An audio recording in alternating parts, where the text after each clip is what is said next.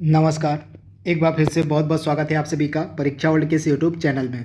दोस्तों, SSC MTS के लिए हम जो जनरल अवेयरनेस की मोस्ट एक्सपेक्टेड एमसीक्यूज़ की सीरीज चला रहे हैं, उसका जो भाग 2 है उसको आज हम कंप्लीट करेंगे।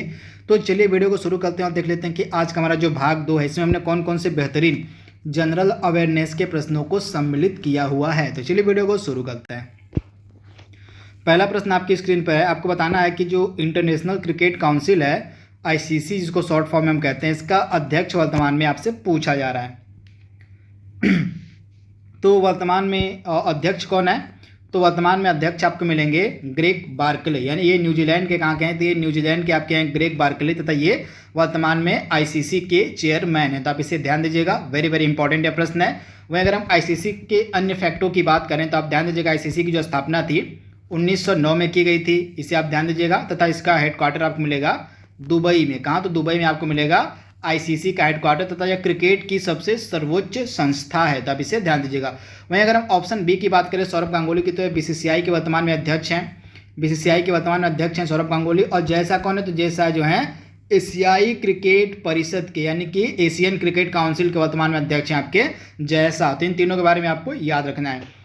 आपको बताना है कि निम्नलिखित में से किस वर्ष में भारत G20 शिखर सम्मेलन की मेजबानी करेगा। काफी इंपॉर्टेंट है प्रश्न है। तो आगामी कौन सा G20 शिखर सम्मेलन जिसकी मेजबानी भारत के द्वारा की जाएगी? तो वर्ष 2023 का जो आपका G20 शिखर सम्मेलन है, इसकी जो मेजबानी है भारत के द्वारा की जाएगी। तो ऑप्शन आपका सी बिल्कुल सही है, 2023 का। इसे आप देख लीजिए, यहाँ पर लिस्ट भी मैंने अपलोड की हुई है। और 2019 का आपका हुआ था ओसाका जापान में, और 2020 का आपका हुआ था सऊदी अरब के रियाद में, और 2021 का आपका प्रायोजित है अक्टूबर में होगा रोम इटली में। इसके बाद आपका 22वां होगा 2022 में, कहाँ पे होगा? तो यह भी आपका प्रायोजित है इंडोनेशिया में किया जाएगा। और 2023 का आपका होगा इंडिया में, तथा 2024 का आपका होगा ब्राजील में। तो ये आगामी G20 शिखर सम्मेलन है, इनके बारे में आपको याद रखना है, भूलना नहीं है। तो आप इसे ध्यान में रखिएगा। इसके बाद अगला प्रश्न यहाँ पे हमारा है, और निम्नलिखित में से किसके द्वारा रक्त समूह, यानी कि जो आपके ब्लड ग्रुप्स, उनकी खोज किसके द्वारा की गई थी? तो ब्लड ग्रुप्स की जो खोज है किसके द्वारा की गई थी? तो ब्लड ग्रुप्स की खोज की गई थी कार्ल लैंड स्टीनर के द्वारा, यानी कि ऑप्शन आपका जो सी है बिल्कुल सही है, कार्ल लैंड स्टीनर के द्वारा ब्लड ग्रुप्स की खोज की गई थी। तो ऑप्शन आपका जो सी है बिल्कुल सही, आप इसे ध्यान में रखिएगा। अगला प्रश्न यहाँ पे हमारा है, सार्वजनिक परिवहन निःशुल्क सेवा की पेशकश करने वाला विश्व का पहला देश आपसे पूछा जा रहा है। यानी कि फ्री पब्लिक ट्रांसपोर्ट करने वाला विश्व का पहला देश बना था लग्जमबर्ग, यानी कि ऑप्शन आपका ए बिल्कुल सही है, लग्जमबर्ग विश्व का पहला ऐसा देश था जिसने अपने यहाँ निःशुल्क सार्वजनिक परिवहन सेवा कर दी थी। तो आप इसे ध्यान दीजिएगा, ऑप्शन ए आपका बिल्कुल सही है, लग्जमबर्ग। अगला प्रश्न यहाँ पे हमारा है, हाल ही में धौलावीरा को भारत का 40वां यूनेस्को वर्ल्ड हेरिटेज साइट घोषित किया गया है। तो आपको बताना है कि यह जो धौलावीरा है किस भारतीय राज्य में अवस्थित है। सुपर इंपॉर्टेंट प्रश्न या करंट अफेयर्स का आपका प्रश्न है। तो दिए गए ऑप्शंस में से जो आपका धौलावीरा है यह किस भारतीय राज्य में मिलेगा आपको? तो धौलावीरा की अवस्थिति आपको मिलेगी कहाँ पे? गुजरात में। गुजरात के कच्छ में आपको मिलेगा। गुजरात का जो कच्छ वाला एरिया है यहीं पे आपको मिलेगा धौलावीरा, तथा इसको हाल ही में यूनेस्को वर्ल्ड हेरिटेज साइट का दर्जा दिया गया। तो वेरी वेरी इंपॉर्टेंट है प्रश्न, इसे आप ध्यान दीजिएगा। तथा किस नंबर का वर्ल्ड हेरिटेज साइट बना है भारत का? तो यह जो है भारत का 40वें नंबर का वर्ल्ड हेरिटेज साइट बना है। तो इसे आप याद रखिएगा, इसकी अवस्थिति है आपकी गुजरात के रन ऑफ कच्छ में, आप इसे याद रखिएगा। तथा इसकी खोज किसके द्वारा की गई थी आपसे पूछा जा सकता है, तो जगपति जोशी के द्वारा। किसके द्वारा? तो जगपति जोशी के द्वारा जो है धौलावीरा साइट की खोज की गई थी, तथा इसे हाल ही में यूनेस्को वर्ल्ड हेरिटेज साइट का दर्जा दिया गया। इससे पहले भी एक साइट है जिसको भारत का 39वां वर्ल्ड हेरिटेज साइट घोषित किया गया था यूनेस्को के द्वारा। तो 39वीं भारत की वर्ल्ड हेरिटेज साइट कौन सी थी? रुद्रेश्वर टेम्पल, रुद्रेश्वर जिसको हम रामप्पा मंदिर भी कहते हैं, रामप्पा मंदिर भी इसको कहते हैं। यह तेलंगाना में आपको मिलेगा। यह भारत का 39वां यूनेस्को वर्ल्ड हेरिटेज साइट बना था। तो रामप्पा मंदिर कहाँ पे मिला आपको मिलेगा? यह मिलेगा तेलंगाना में। इसको 39वां यूनेस्को वर्ल्ड हेरिटेज साइट हाल ही में घोषित किया गया था। तो इसे आप ध्यान दीजिएगा। अगला प्रश्न यहाँ पे हमारा है, आपको बताना है हाल ही में 11वें वज्र प्रहार युद्ध अभ्यास का जो आयोजन है भारत और किस देश के मध्य किया गया। सुपर इंपॉर्टेंट प्रश्न। तो आप ध्यान दीजिएगा, जो 11वां आपका वज्र प्रहार युद्ध अभ्यास है इसका जो आयोजन है कौन से देश के मध्य किया गया? तो इसका जो आयोजन किया गया भारत और अमेरिका के मध्य। तो राइट आंसर आपका क्या हो जाएगा?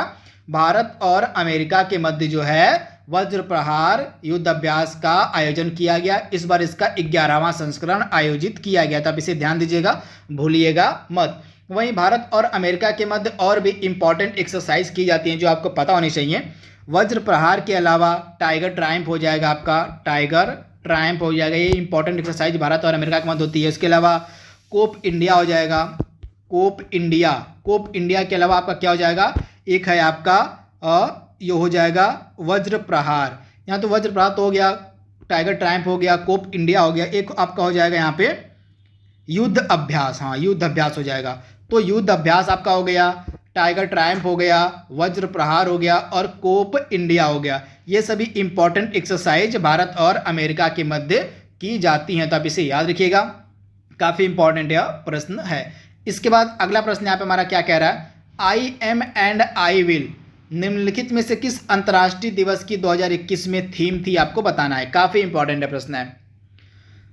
तो I am and I will यह किस अंतर्राष्ट्रीय दिवस की 2021 में थीम थी, तो आप ध्यान दीजिएगा, जो विश्व कैंसर दिवस मनाया गया था हाल ही में 4 फरवरी के दिन, आप ध्यान दीजिएगा 4 फरवरी के दिन जो है आपका विश्व कैंसर दिवस मनाया गया था। इसी की इस वर्ष की थीम थी I am and I will, तो आप इसे ध्यान दीजिएगा, वेरी वेरी इंपॉर्टेंट यह प्रश्न है। इसके बाद आपका अंतर्राष्ट्रीय जो आर्द्रभूमि दिवस होता है, जो विश्व आर्द्रभूमि दिवस होता है, इसको प्रतिवर्ष कब मनाया जाता है, तो विश्व आर्द्रभूमि दिवस को प्रतिवर्ष आपका मनाया जाता है 2 फरवरी के दिन। कब, तो 2 फरवरी के दिन आपका विश्व आर्द्रभूमि दिवस होता है। इसकी इस वर्ष की थीम थी वेटलैंड एंड वाटर, तो इसे भी आप याद रखिएगा, भूलिएगा मत। तथा अंतर्राष्ट्रीय पर्यावरण दिवस आपका होता है 5 जून को।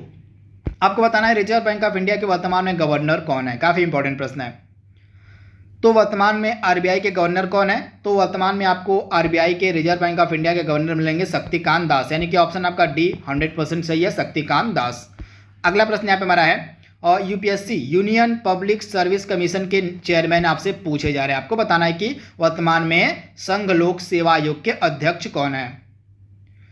तो वर्तमान में संघ लोक सेवा आयोग के अध्यक्ष आपको मिलेंगे प्रदीप कुमार जोशी, यानी कि ऑप्शन आपका डी बिल्कुल सही है, प्रदीप कुमार जोशी। तो ऑप्शन डी आप याद रखिएगा। वर्ल्ड बैडमिंटन फेडरेशन, यानी कि जो आपका वर्ल्ड बैडमिंटन फेडरेशन है, इसका हेडक्वार्टर यानी कि इसका मुख्यालय आपसे पूछा जा रहा है, काफी इंपॉर्टेंट प्रश्न है। तो वर्ल्ड बैडमिंटन फेडरेशन का हेडक्वार्टर आपको मिलेगा मलेशिया में, तो आप इसे ध्यान दीजिएगा, मलेशिया में आपको मिलेगा वर्ल्ड बैडमिंटन फेडरेशन का हेडक्वार्टर। इसके अलावा जो मलेशिया है, मलेशिया की राजधानी आपको मिलेगी क्या, कुआलालंपुर, तो इसे आप ध्यान दीजिएगा। तथा यहाँ की मुद्रा है रिंगित, क्या है, तो रिंगित जो है मलेशिया की मुद्रा है, तो इसे आप ध्यान दीजिएगा। तथा मलेशिया के साथ भारत कौन सा युद्ध अभ्यास कहता है, तो हरीमो शक्ति युद्ध अभ्यास, इसे आप ध्यान दीजिएगा।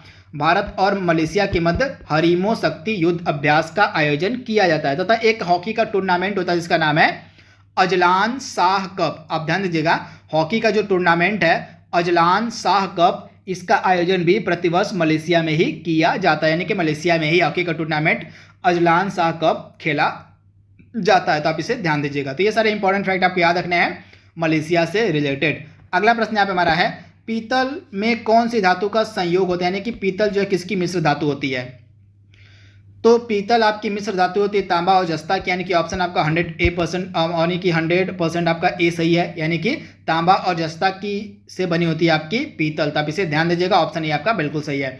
अगला प्रश्न यहाँ पे हमारा है, कृत्रिम उपग्रह पृथ्वी से सुस्पष्टता से किस से माध्यम से ट्रैक किए जा सकते हैं। तो कृत्रिम उपग्रह को ट्रैक किया जा सकता है डॉपलर प्रभाव से, यानी कि ऑप्शन आपका जो सी है बिल्कुल सही है, पृथ्वी से जो है डॉपलर प्रभाव के माध्यम से कृत्रिम उपग्रह को ट्रैक किया जा सकता है, तो ऑप्शन आपका सी बिल्कुल सही है। दोस्तों ये सभी जो जनरल अवेयरनेस के प्रश्न, ये सभी आपकी एमटीएस की जो परीक्षा 5 तारीख से स्टार्ट होने वाली है उसके लिए सुपर इंपॉर्टेंट है, तो इनको आप परीक्षा से पहले जरूर देख के जाइएगा। अगला प्रश्न यहाँ पे हमारा है, भारत में प्रथम नियमित जनगणना की शुरुआत कब हुई थी, वेरी वेरी इंपॉर्टेंट प्रश्न। तो भारत में प्रथम नियमित जनगणना की जो शुरुआत थी, यह हुई थी आपकी 1881 से, किसके समय काल में, तो 1881 में आपका जो वायसराय था लॉर्ड रिपन, तो लॉर्ड रिपन के द्वारा, किसके द्वारा, तो लॉर्ड रिपन के द्वारा भारत में नियमित जनगणना की शुरुआत की गई थी 1881 से, तो आप इसे ध्यान दीजिएगा। नाबार्ड यानी कि जो आपका national agriculture and rural development bank है, जिसको शॉर्ट फॉर्म में हम नाबार्ड कहते हैं, इसका हेड यानी इसका स्थापना आपसे पूछा जा रहा है। तो नाबार्ड की स्थापना कब हुई थी? तो सन 82 में, 12 जुलाई सन 1982 में। आप ध्यान दीजिएगा, 12 जुलाई सन 1982 को नाबार्ड की स्थापना की गई थी। तो आप इसे ध्यान दीजिएगा, ऑप्शन आपका जो डी है बिल्कुल सही है, नाबार्ड। आप इसे ध्यान दीजिएगा। अगला प्रश्न यहाँ पे हमारा है, और भारत में आपको बताना है कि निम्न में से कौन सी हवाई जहाज है, यानी कि एयरलाइन है, जिसके द्वारा भारत की पहली जैव ईंधन उड़ान भरी गई थी। काफी इंपॉर्टेंट है प्रश्न है। तो भारत की पहली जैव ईंधन की जो उड़ान थी यह भरी गई थी स्पाइस जेट के द्वारा, यानी कि ऑप्शन आपका डी बिल्कुल सही है, स्पाइस जेट। अगला प्रश्न यहाँ पे हमारा है, भीमबेटका रॉक शेल्टर किस राज्य में अवस्थित है? तो भीमबेटका रॉक शेल्टर आपको मिलेगा कहाँ पे? मध्य प्रदेश के रायसेन जिले में। कहा तो मध्य प्रदेश के रायसेन में आपको मिलेगा भीमबेटका रॉक शेल्टर। तो आप इसे ध्यान दीजिएगा, यह काफी पुराना स्थल है, तो आप इसे ध्यान दीजिएगा। अगला प्रश्न यहाँ पे हमारा है, और वर्तमान में गूगल के सीईओ आपसे पूछे जा रहे हैं। तो गूगल के वर्तमान में सीईओ आपको मिलेंगे सुंदर पिचाई, यानी कि ऑप्शन आपका ए बिल्कुल सुंदर पिचाई वर्तमान में गूगल के सीईओ हैं। और एंडी जेसी आपको मिलेंगे अमेजन के सीईओ, तो आप इसे ध्यान दीजिएगा। सत्या नडेला आपको मिलेंगे माइक्रोसॉफ्ट के सीईओ, माइक्रोसॉफ्ट के सीईओ हैं आपके सत्या नडेला। और आपको मिलेंगे स्टीव जॉब्स एप्पल के सीईओ, तो इसे भी आप याद रखिएगा, वेरी वेरी इंपॉर्टेंट यह प्रश्न है। इसके बाद अगला प्रश्न यहाँ पे हमारा क्या कह रहा है देख लीजिए, और निम्नलिखित में से कौन सी जिम्बाब्वे की राजधानी, जिम्बाब्वे की राजधानी आपसे पूछी जा रही है? तो जिम्बाब्वे की वर्तमान में राजधानी आपको मिलेगी हरारे, यानी कि ऑप्शन आपका डी 100% सही, हरारे जो है जिम्बाब्वे की वर्तमान में राजधानी है। तो आप इसे ध्यान दीजिएगा, वेरी वेरी इंपॉर्टेंट प्रश्न है, तो आप इसे ध्यान दीजिएगा। तथा यूएई यानी कि संयुक्त अरब अमीरात की राजधानी है अबू धाबी, तथा अफगानिस्तान की राजधानी है काबुल, पाकिस्तान की राजधानी है इस्लामाबाद। अगला प्रश्न यहाँ पे हमारा है, भूटान की मुद्रा आपसे पूछी जा रही है। तो भूटान की मुद्रा वर्तमान में नगुल्ट्रम, भूटान की वर्तमान में राजधानी है थिम्पू, तथा भारत भूटान में दो इंपॉर्टेंट परियोजनाओं का निर्माण कर रहा है। तो मांगदेछु हो गया, मांगदेछु और एक खोलोंगछु, ये सभी इंपॉर्टेंट परियोजनाएं भूटान में भारत कर रहा है, तो आप इसे ध्यान दीजिएगा। अगला प्रश्न यहाँ पे हमारा है, किस भारतीय शहर को गुलाबी शहर के नाम से जाना जाता है, आपको बताना है।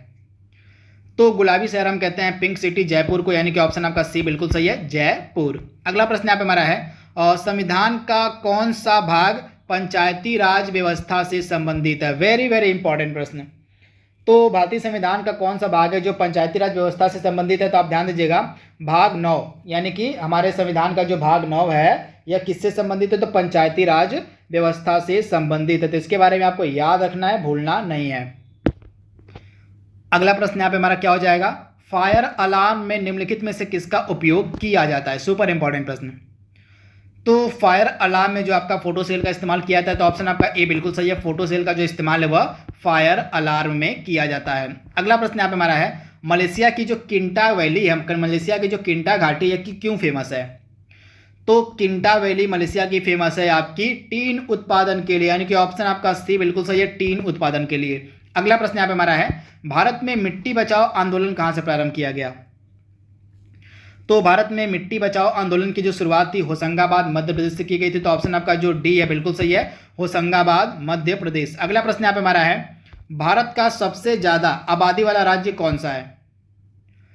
तो भारत का सबसे ज्यादा आबादी वाला राज्य आपको मिलेगा उत्तर प्रदेश, यानी कि ऑप्शन आपका जो ए है बिल्कुल सही है, भारत में सबसे ज्यादा जो जनसंख्या वाला राज्य है वो है आपका उत्तर प्रदेश। अगला प्रश्न यहाँ पे आपसे पूछा जा रहा है, आरबीआई का नेशनलाइजेशन यानी कि आरबीआई का राष्ट्रीयकरण कब किया गया था?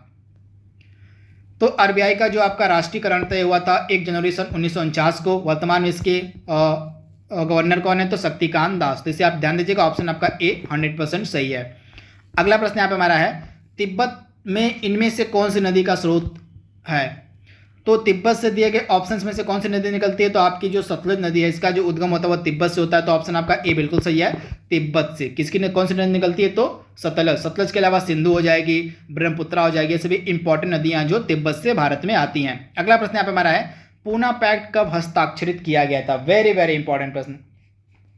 तो पूना पैक्ट कब हस्ताक्षरित किया गया था? तो आप ध्यान दीजिएगा, पूना पैक्ट पर जो हस्ताक्षर था यह सन 1932 में किया गया था। तो ऑप्शन आपका जो हो जाएगा क्या हो जाएगा? ऑप्शन आपका ए बिल्कुल सही हो जाएगा, सितंबर 1932 में पूना पैक्ट हस्ताक्षरित किया गया था। तो आप इसे ध्यान दीजिएगा, ऑप्शन आपका ए बिल्कुल सही है। अगला प्रश्न यहाँ पे हमारा है, मनुष्य द्वारा इस्तेमाल किया जाने वाला पहला अनाज कौन सा था? तो मनुष्य के द्वारा इस्तेमाल किया जाने वाला पहला अनाज आपको मिलेगा जौ, यानी कि ऑप्शन आपका सी बिल्कुल सही है, जौ। आप इसे ध्यान दीजिएगा। अगला प्रश्न यहाँ पे हमारा है, भारत में सर्वोच्च कानूनी अधिकारी कौन है? तो भारत का हाईएस्ट लॉ ऑफिसर यानी कि कानूनी अधिकारी होता है आपका महान्यायवादी यानी कि अटॉर्नी जनरल ऑफ इंडिया जो होता है, अटॉर्नी जनरल ऑफ इंडिया यानी कि AGI जिसको शॉर्ट फॉर्म में कहते हैं, यह भारत का सर्वोच्च कानूनी अधिकारी होता है। आर्टिकल जो 76 होता है यह अटॉर्नी जनरल ऑफ इंडिया से संबंधित होता है। तो दोस्तों ये हमारा सेकेंड मोस्ट एक्सपेक्टेड क्वेश्चंस का भाग हमने यहाँ पे कंप्लीट कर लिया है। ये सही प्रश्न आपकी MTS की जो परीक्षा होने वाली है उसके लिए काफ़ी ज़्यादा इंपॉर्टेंट है। तो जल्दी मिलेंगे हम इसके अगले भाग में, तब तक के लिए thank you, thanks for watching, thank you.